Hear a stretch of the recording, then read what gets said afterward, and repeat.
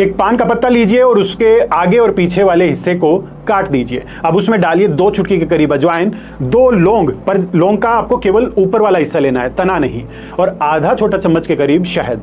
अब इस पान को बनाकर मुंह में रखिए, धीरे धीरे चबाते रहिए और धीरे धीरे इसका रस अंदर ही निकलते रहिए।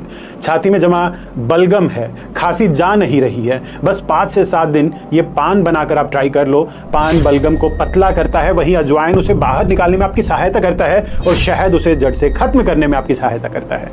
तो जाग जाइए, अब भी समय है अपने घर के खाने की ताकत को पहचान